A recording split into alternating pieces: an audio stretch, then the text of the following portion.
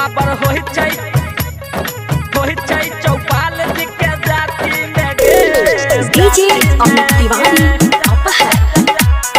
जाति में गे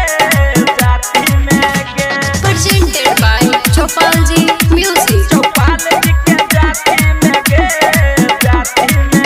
हमरा के करो से गोरी नहीं होई छै गे डर आई लव यू कहै छियो सुन गेला भर आई लव यू जानू हमरा के करो से गोरी नहीं होई छै गे डर आई लव यू कहै छियो सुन गेला भर आज है बजतै उखाड़ देबै बाती में गे मार सिक सर के छह गोली छाती में गे बाबर होई छै चौपाल जी के जाति में गे डीजे अमित तिवारी बाबर होई छै चौपाल जी के जाति में गे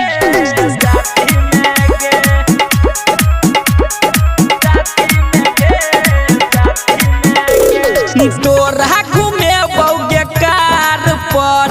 राखै भरोसा हमरा प्यार पर वादा करै छियौ शादी रचेबौ डीजे लके यही बौ द्वार पर बुझ गेली हे गे तोरा घूमेबौ हम कार पर राखै भरोसा हमरा प्यार पर वादा करै छियौ शादी रचेबौ डीजे लके यही बौ द्वार पर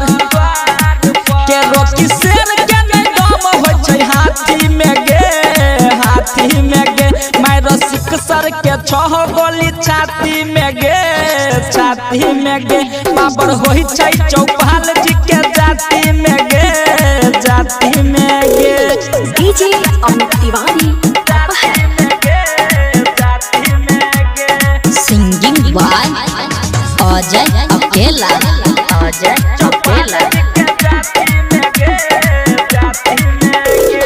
लले पैयो कर जान गे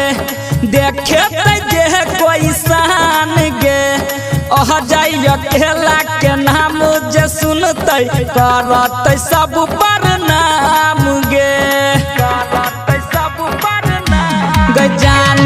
लले पैयो कर जान गे देखे जे कोई शान गे जाई अकेला के नाम जे सुनते करते सब पर नाम गे राइटर उमेश मिला देते माटी में गे मारब सिक सर के छह गोली छाती में गे बाबर होई छै चौपाल